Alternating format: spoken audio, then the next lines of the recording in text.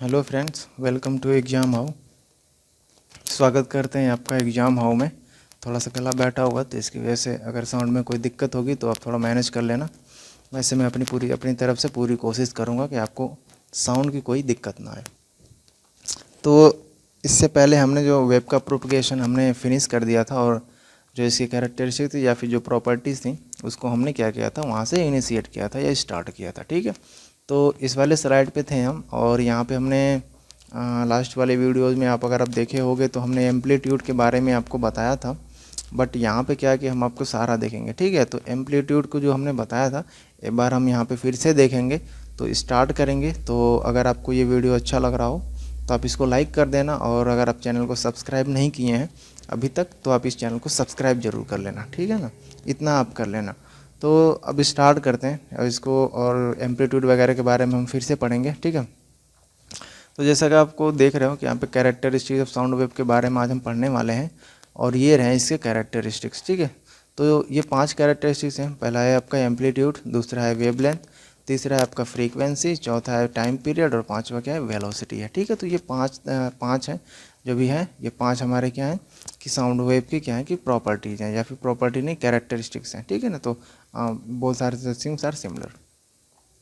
अब देखो, अगर हम पहले पॉइंट की अगर हम बात करते हैं कि एम्पलीट्यूड के बारे में अगर हम बात करें तो एम्पलीट्यूड क्या होता है कि the maximum displacement of each particle from its mean position is called the amplitude. ठीक है, it is denoted by A its SI unit is metre. अब इसको समझते हैं पहले कि ये एम्पलीट्यूड होता क्या है। ये डायग्राम आपको मैंने बताया था कि किस तरीके से इस डायग्राम को ड्रॉ करते हैं, काफ़ी इम्पोर्टेंट है ये, आपको हर बार बनाना पड़ेगा। ठीक है, तो ये डायग्राम मैंने इस तरीके से कुछ आपको बताया था। ये डिस्प्लेसमेंट था और इस वाले एक्सिस पे क्या था, टाइम आप ले लेना वहाँ पे। ठीक है ना, कोई दिक्कत नहीं। एम्पलीट्यूड के बारे में क्या कह रहा है, the maximum displacement of each particle from its mean position. तो ये देखो, ये वाली जो लाइन है ना, ये मेन पोजीशन है। ठीक है, ये मेन पोजीशन को क्या करती है, डिनोट करती है। ठीक है, मेन पोजीशन है। अगर हम बात करें कि किसी भी पार्टिकल, जैसे ये यहाँ पे एक पार्टिकल है और ये पार्टिकल यहाँ पे चला गया, तो ये आप देखोगे कि ये मैक्सिमम पोजीशन हो गई इसकी। ठीक है, अब ये पार्टिकल इससे ऊपर नहीं जा सकता है। ठीक है, इससे ऊपर नहीं जा सकता है, तो ये जो हो जाएगा इसका मैक्सिमम पोजीशन हो जाएगा।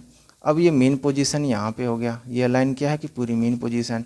अब मेन पोजीशन से मैक्सिमम पोजीशन की जो डिस्टेंस है, डिस्प्लेसमेंट है, उसी को हम क्या बोलेंगे, एम्पलीट्यूड बोलेंगे। ठीक है ना। अब यहाँ पे देखो, डिनोट करने के अगर कोई मैटर आता है तो कोई दिक्कत नहीं है, आप इसको स्मॉल लेटर में भी लिख सकते हैं, कोई इशू नहीं है। ठीक है, ये एम्पलीट्यूड हो गया, सिंपल सा है। तो छोटा छोटा करके मैं पार्ट्स में आपको बताता चलूँगा, चीज़ें आपको क्लियर हो जाएंगी, कोई दिक्कत वाली बात नहीं है। तो एम्पलीट्यूड आपको समझ में आ गया होगा। तो इसके बाद अब देखते हैं क्या क्या है हमारी प्रॉपर्टी है। उसके बाद देखो, इसी से रिलेटेड है एक और टर्म्स है, लाउडनेस है, जिसके वो लेकर के बहुत ही बच्चों में कन्फ्यूजन हो जाता है कि एम्पलीट्यूड, लाउडनेस वगैरह के बारे में। ठीक है, अब लाउडनेस की अगर हम बात करें तो जैसे कि आप एक प्रैक्टिकल करना, लाउडनेस को समझने के लिए अगर आपको अच्छे से समझना है तो आप एक छोटा सा एक एक्टिविटी है, अगर आप इसे परफॉर्म करोगे तो काफ़ी आपके लिए समझने में आसान होगा। आपने एक स्पीकर ले लेना। ठीक है, इस तरीके का जो होगा, थोड़ा सा बड़ा साइज़ में हो। ठीक है, ऐसे एक स्पीकर होता है, ऐसे 2 वायर होते हैं। ठीक है, और ऐसे बीच में थोड़ा सा क्या होता है, कुछ होता है यहाँ पे। ठीक है, हमें इससे नहीं मतलब है। तो आपको करना क्या है ना कि आप सैंड पार्टिकल लेना। ठीक है, जो सैंड पार्टिकल होते हैं उनको लेना, और सैंड पार्टिकल को ना आप ऐसे ऐसे, मतलब कि 8-10 या फिर थोड़ा बहुत आप ऐसे ऐसे करके ना इसके चारों तरफ बिखेर देना।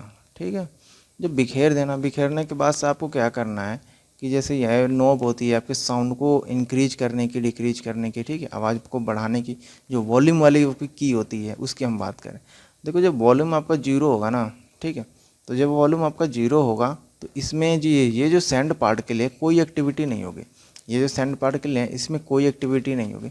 जब आप थोड़ा सा इंक्रीज कर लो, मान लेते हैं कि आपने 5 यूनिट कर दिया। ठीक है ना, मतलब जो होता है ना कि 5 कर दिया, 10 कर दिया, ऐसे। तो अगर आपने मान लो कि 5 कर दिया, तो 5 कर देंगे तो आप देखेंगे कि थोड़ा बहुत ये क्या होगा, इसमें मोशन स्टार्ट हो जाएगा, कि जैसे आवाज़ आएगी, थोड़ी धीरे धीरे आवाज़ आएगी, तो ये सैंड पार्टिकल भी क्या करेंगे, ऊपर की तरफ थोड़ा धीरे धीरे उछलना स्टार्ट करेंगे। ठीक है, आप क्या करो कि फिर से बढ़ाओ, अब इसको ना फुल कर दो, फुल साउंड पे कर दो।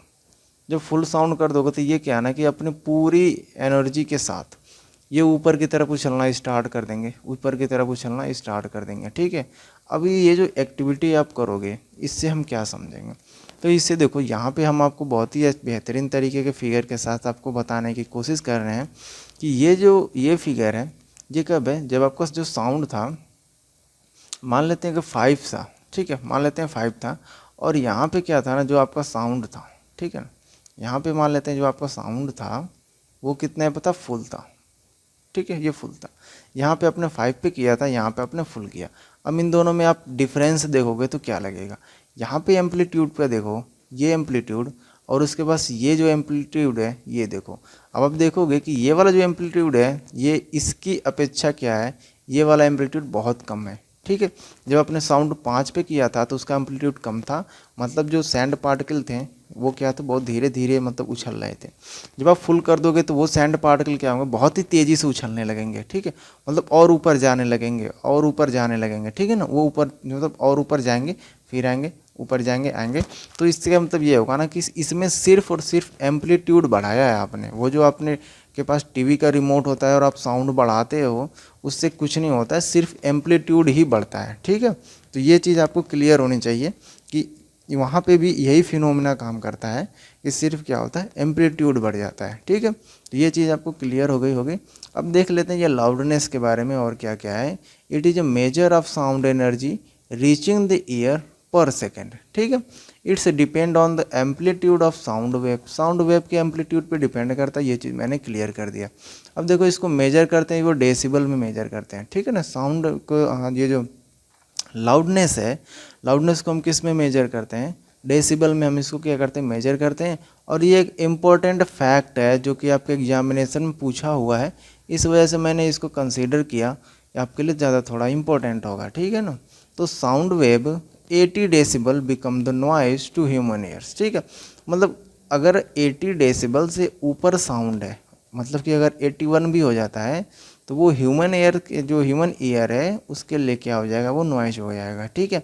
मतलब आप अगर कोई सा भी गाना सुन रहे हो, अगर उसकी साउंड या फिर लाउडनेस आप बढ़ाते जा रहे हो और 80 डेसिबल से आपने अगर ऊपर कर दिया तो वो नॉइज में कंसीडर किया जाएगा, ठीक है। वो आप कोई सा भी गाना बजा लो, कोई मतलब नहीं है, वो नॉइज में ही कंसीडर किया जाएगा, ठीक है ना।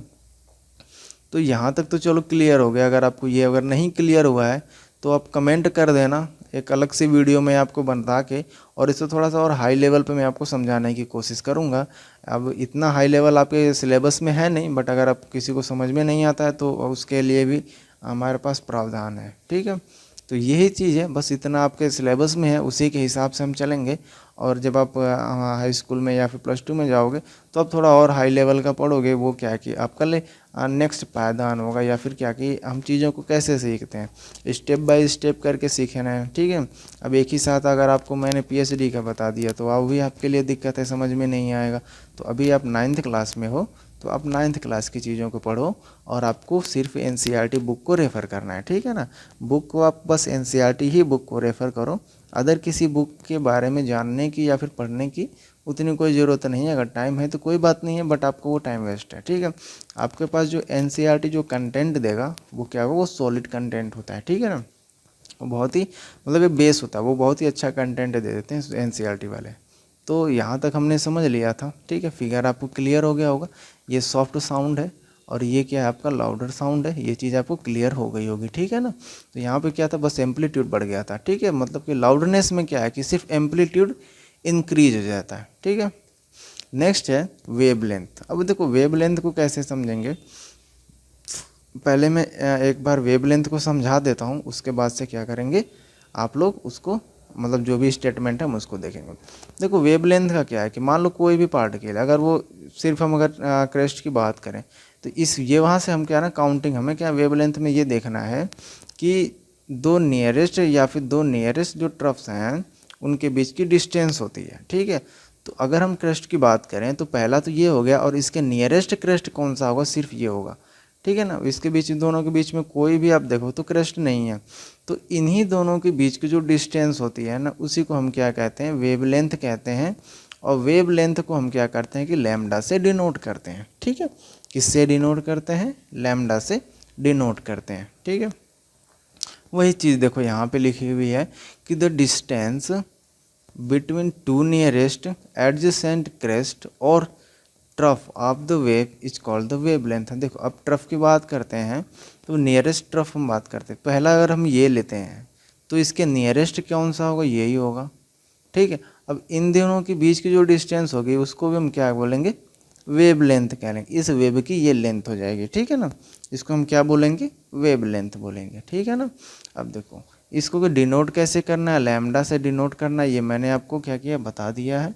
अब ये क्या है ना कि डिस्टेंस मेजर का होता है, ठीक है, डिस्टेंस मेजर होता है, तो इसी वजह से इसका जो एसआई यूनिट है ना वो क्या होगा, मीटर में होगा, ठीक है ना। ये भी समझाता हूँ मैं कैसे होगा। अब हमें क्या करना है कि ये जो क्रेस्ट है, ठीक है ना, ये आप क्रेस्ट देख रहे हो, ये वाली जो क्रेस्ट और ये वाली क्रेस्ट, इन दोनों के बीच का हम क्या मेजर कर रहे हैं, डिस्टेंस मेजर कर रहे हैं। और ये जो डिस्टेंस है, यही डिस्टेंस क्या है, आपका वेव लेंथ है, ठीक है। ये डिस्टेंस ही वेव लेंथ है, तो इसका यूनिट क्या हो जाएगा, यूनिट हो जाएगा आपका मीटर, ठीक है।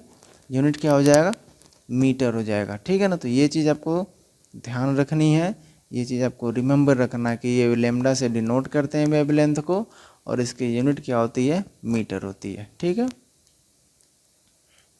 अब देखो फ्रीक्वेंसी है, ये भी क्या है कि फ्रीक्वेंसी भी बहुत ज़्यादा यूज होता है, मतलब कि काफ़ी ये फ्रीक्वेंटली यूज होता है। जैसे बोलते हैं ना कि फ्रीक्वेंटली वो आता रहता है, फ्रीक्वेंटली जाता रहता है। मतलब इसका क्या हुआ कि एक सेकेंड की अगर हम बात करें कि एक टाइम इंटरवल में वो बार बार अगर कोई चीज़ रिपीट हो रही है ना, उसी को हम फ्रीक्वेंसी कहते हैं। तो देखो यही डेफिनेशन फ्रीक्वेंसी की यही है। आपको क्या ध्यान रखना है कि एक फिक्स टाइम इंटरवल में कोई भी चीज़ अगर बार बार हो रही है, उसी को हम फ्रीक्वेंसी बोलेंगे उसकी, ठीक है। तो यहाँ पे फ्रीक्वेंसी की डेफिनेशन देखो क्या है कि द नंबर ऑफ वाइब्रेशन पर सेकेंड इज कॉल्ड क्या, फ्रीक्वेंसी। एक सेकेंड में जितने भी वाइब्रेशन होंगे, ठीक है, कितने भी हो सकते हैं, उसी को हम क्या बोलेंगे, फ्रीक्वेंसी बोलेंगे उसकी, ठीक है। इसकी भी देखो एसआई यूनिट हर्ट्ज होती है, और हर्ट्ज क्या कि एक साइंटिस्ट हैं हेनरिच रुडोल्फ हर्ट्ज, इनके रिस्पेक्ट में क्या किया गया, ये इनके फ़ोटो देखो मैंने लगा रखा है, ये फ़ोटो आप देख लेना इनकी, काफ़ी ग्रेट साइंटिस्ट हैं ये। तो इन्हीं के रिस्पेक्ट में क्या किया गया ना कि ये जो फ्रीक्वेंसी है इसकी यूनिट क्या किया गया, हर्ट्ज किया गया, ठीक है। सिंबल की अगर हम बात करें तो देखो न्यू जरूरी नहीं है कि आप यही लिखो, हम फ्रीक्वेंसी को एफ से डिनोट करेंगे, स्मॉल एफ से, ठीक है, ताकि हम समझ जाएंगे, डिफ्रेंशिएट कर लेंगे कि हाँ जहाँ पे हमने स्मॉल एफ लिखा है वो क्या है, फ्रीक्वेंसी है। तो ये आपको फ्रीक्वेंसी समझ में आ गई होगी, ठीक है। अब देखो फ्रीक्वेंसी है, फ्रीक्वेंसी हमने समझा, फ्रीक्वेंसी से रिलेटेड एक और टर्म होता है वो भी देख लेते हैं। अब देखो पिच है, बहुत कन्फ्यूजन क्रिएट करता है लाउडनेस और pitch.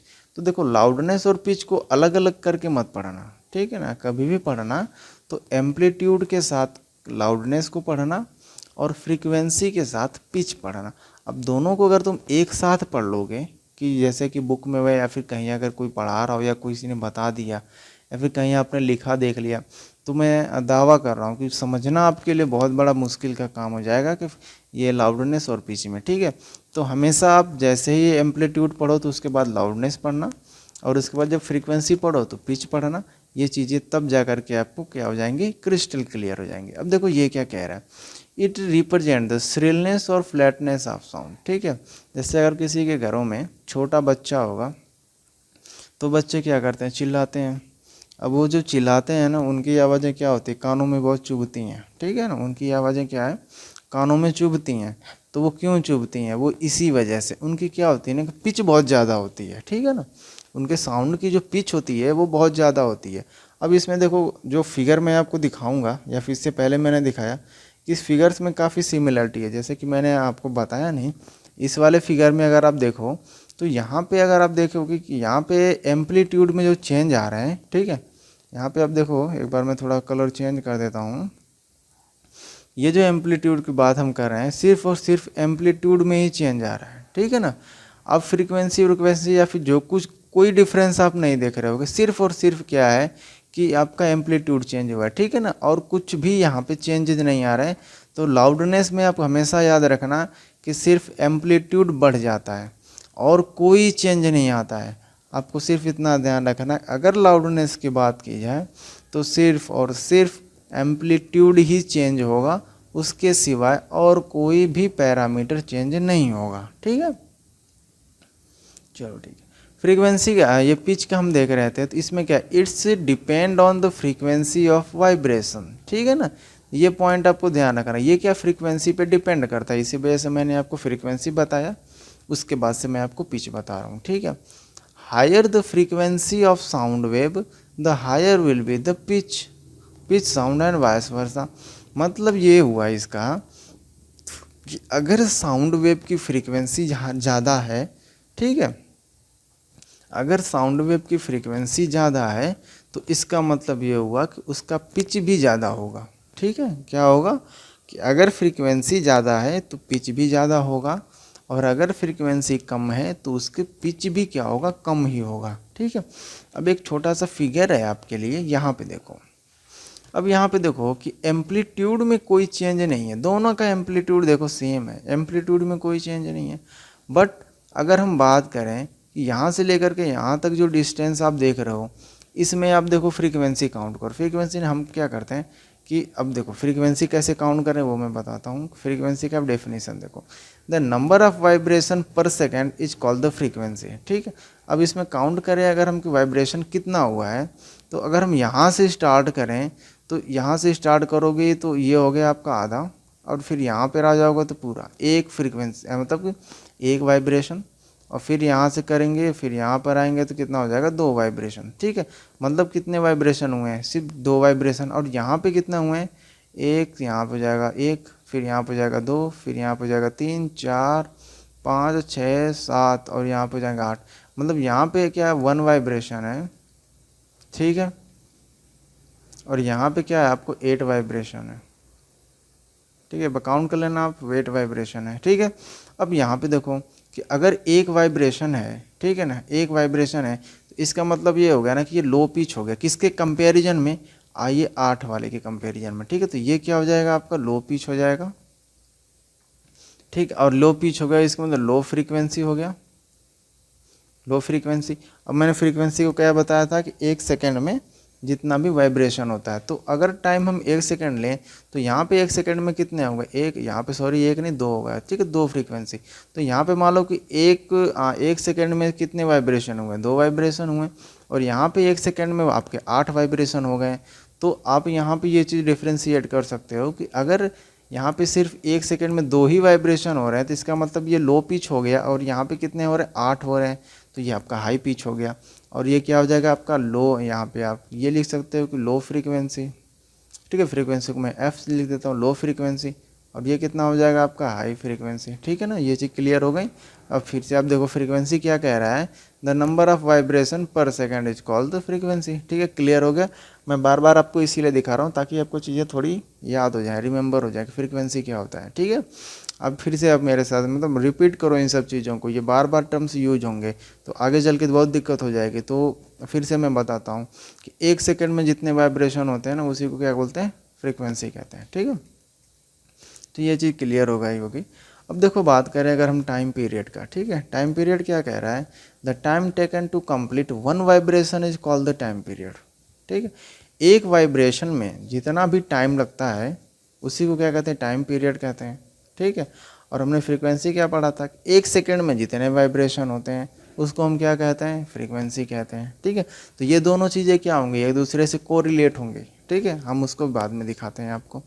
It is denoted by T, चलो इसको कैपिटल टी से डिनोट करते हैं, और सेकंड होगा इसका यूनिट, इसको स्मॉल एस से कर लेना। ठीक है, और फ्रीक्वेंसी को एफ से कर लेना। तो अगर फ्रीक्वेंसी को किस तरीके से लिखोगे, frequency equal to 1 by time period. ठीक है, देखो the frequency of wave is the reciprocal of the time period. ठीक है ना, ये चीज़ क्लियर हो गई कि जो फ्रीक्वेंसी और टाइम पीरियड में क्या होता है, क्या रिलेशन होता है, कि फ्रीक्वेंसी इक्वल टू कितना हो जाता है, 1 टाइम पीरियड। ठीक है, टाइम पीरियड, तो ये चीज़ आपको याद रखनी है कि फ्रीक्वेंसी और टाइम पीरियड में क्या क्या रिलेशन होते हैं, ये चीज़ आपको क्या करनी, याद रखनी है। और ये आपको ऐसे ही याद रखना जैसे कि आपको यहाँ पे मैं बता रहा हूँ। ठीक है, नेक्स्ट मूव करते हैं। और अब देखो वेलोसिटी की बात करते हैं, ये लास्ट वाला टॉपिक है आज का, और आज देखेंगे वेलोसिटी क्या है। देखो वेलोसिटी की अगर हम बात करें तो क्या कह रहा है, the distance travel by the wave in 1 second is called the velocity of wave और स्पीड ऑफ द वेव। ठीक है, सेकेंड वाला पॉइंट कह रहा है कि इसकी यूनिट बता रहा है कि मीटर पर सेकेंड में हो जाएगा। ठीक है, अब वेलोसिटी इक्वल टू कितना होता है, अब ये चीज़ें थोड़ी समझने वाली चीज़ें हैं, आपको मैं बता देता हूँ। देखो वेलोसिटी इक्वल टू कितना हो जाता है, डिस्टेंस, ठीक है, डिस्टेंस डिवाइडेड बाय क्या होता है, टाइम। ठीक है, डिस्टेंस डिवाइडेड बाय टाइम। अब वेलोसिटी इक्वल टू कितना हो जाएगा, अब देखो डिस्टेंस कितना होगा, अब आपको ये देखना है कि डिस्टेंस कितना होगा। अब देखो डिस्टेंस अगर हम बात करें, ठीक है, डिस्टेंस की, तो यहाँ पे आप देखो कि मैंने आपको बताया था, क्या बताया था, मैंने आपको ये बताया था कि जो लैम्डा होता है, ठीक है, जो वेव लेंथ होती है वो ये होता है। ठीक है, ये होता है, और वेव लेंथ क्या होती है, डिस्प्लेसमेंट होती है। ठीक है, वेव लेंथ क्या होती है, डिस्प्लेसमेंट होती है। तो यहाँ पे लिख दो वेव लेंथ को आप। ठीक है, ये हो गया डिस्प्लेसमेंट। अब टाइम कितना लग रहा है, ठीक है, अब यहाँ पे देखो आप कि सिर्फ एक फ्रीक्वेंसी को पूरा करने में कितना टाइम लगता है, तो एक वाइब्रेशन को पूरा करने में कितना टाइम लगता है, हम उसको क्या बोलते हैं, ठीक है, उसी को हम क्या कहते हैं, टाइम पीरियड कहते हैं। टाइम पीरियड का फॉर्मूला मैं दिखाऊँ, the time taken to complete 1 vibration is called the time period. ठीक है, एक वाइब्रेशन को पूरा करने में जितना टाइम लगता है उसी को क्या कहते हैं, टाइम पीरियड कहते हैं। ठीक है, मैं थोड़ा सा सेपरेट एक फिगर बना देता हूँ आपके लिए ताकि आप और अच्छे से समझ सकें।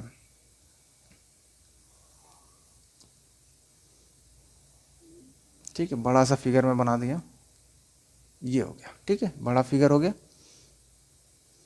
चलो अब देखो यहाँ से यहाँ तक की जो डिस्टेंस है, ठीक है, यहाँ से लेकर के यहाँ तक की डिस्टेंस, या फिर मैंने आपको जैसे बताया था कि वेव लेंथ के लिए, तो आप इसको थोड़ा सा और ऊपर उठा देते हैं, और एक मिनट, हाँ, और इसको ऐसे कर देते हैं। ठीक है, मान लो ये उधर चला गया, कोई दिक्कत। यहाँ से लेकर के यहाँ के जो डिस्टेंस मैंने आपको क्या बताया था कि यही क्या है, वेव लेंथ है। ठीक है, ये क्या है, वेव लेंथ है, ये वेव लेंथ है।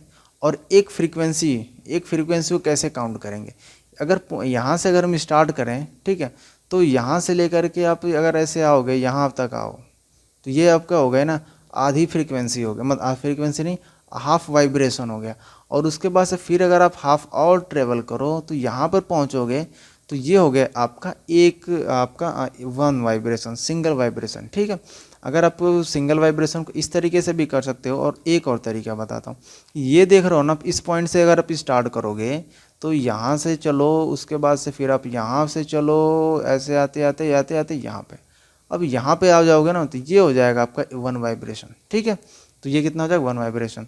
अब टाइम पीरियड क्या कह रहा है कि एक वाइब्रेशन में जितनी आपको डिस्टेंस ट्रेवल किए हैं, ठीक है, उसी को हम क्या कहते हैं, टाइम पीरियड कहते हैं। ठीक है, जितना डिस्टेंस आपने ट्रेवल किया है से कितने में, हम तो एक वाइब्रेशन में, ठीक है, एक सिंगल वाइब्रेशन में, अगर आप एक वाइब्रेशन में जितना टाइम लग रहा है, तो एक वाइब्रेशन कितना टाइम, डिस्टेंस कितना ये है लैम्डा, और टाइम कितना लग रहा है टी, वही टाइम पीरियड है। तो वेलोसिटी कितना हो जाएगा, ठीक है, वेलोसिटी कितना हो जाएगा, लैम्डा ये क्या डिस्टेंस है, और टाइम क्या है कि लैम्डा डिस्टेंस को ट्रेवल करने में टी टाइम लग रहा है, टाइम ये टी क्या है, टाइम पीरियड है। ठीक है, इतना ही टाइम लग रहा है, तो वेलोसिटी इक्वल टू कितना हो जाएगा, लैम्डा डिवाइडेड बाई टी हो जाएगा। ये आपका फॉर्मूला होता है। ठीक है ना, ये क्या होता है, फॉर्मूला होता है। और ये सारी चीज़ें अगर आप देखोगे पढ़ोगे तो वही चीज़ें हैं, सारी वही लिखी हुई है, और कोई दिक्कत नहीं है। ठीक है ना, और उसके बाद से अब देखो इसको हम फ्रीक्वेंसी के टर्म में कैसे लिख सकते हैं। ठीक है, वेलोसिटी को देखो मैं v लिख देता हूँ। अगर मैं वेलोसिटी को v लिखूँ तो v इक्वल टू क्या होगा, लैम्डा डिवाइडेड बाई टी हो जाएगा। और मैंने फ्रीक्वेंसी का आपको फॉर्मूला क्या बता रखा था, फ्रीक्वेंसी का मैंने बता रखा था 1/t, क्या बता रखा था, 1/t। ठीक है, एक बार मैं दिखा देता हूँ, ये रहा फ्रीक्वेंसी को मैंने क्या लिखा है 1/t। और फ्रीक्वेंसी का क्या आपका डेफिनेशन होता है, the time taken to complete 1 vibration is called the time period. ठीक है, ये टाइम पीरियड हो गया। फ्रीक्वेंसी का देखते हैं, फ्रीक्वेंसी क्या कह रहा है, द नंबर ऑफ वाइब्रेशन पर second is called the frequency. ठीक है, द नंबर ऑफ वाइब्रेशन आपको याद रखना है, मतलब कंफ्यूज मत होना, इसीलिए मैं बार बार चीज़ों को बता रहा हूँ। ठीक है, तो ये फॉर्मूला रहा टाइम पीरियड। चलो यहाँ पे टी कर देते हैं, इसको पूरा कर देते हैं, ये अधूरा था। ठीक है ना, ये हो गया। ये फार्मूला रहा। अब ये जो इक्वेशन आप देख रहे हो तो यहाँ पे आपको देखो स्पष्ट तौर पर लिखा हुआ है, इसी को हम क्या कहते हैं, वेव इक्वेशन कहते हैं। ठीक है, इसको हम क्या बोलते हैं, वेव इक्वेशन बोलते हैं। ठीक है ना, ये क्या होती है, वेव इक्वेशन होती है। तो आज के लिए देखो भाइयों इतना ही रहने देते हैं। ठीक है, आज के लिए बस इतना ही रहने देते हैं। अगर वीडियो आपको अच्छा लगा हो तो आप इसको लाइक कर देना वीडियो को, और चैनल को सब्सक्राइब जरूर कर लेना। ठीक है, और शेयर वेयर भी करते रहना, ताकि औरों लोगों को भी ये सारी इन्फॉर्मेशन मिलनी चाहिए, सबको पता चले, सब पढ़ें और सब बढ़ें। ठीक है ना, ये हम फार्मूला को अप्लाई करते हैं। तो आज के लिए इतना ही रहने देते हैं और मिलते हैं नेक्स्ट वाली वीडियो में।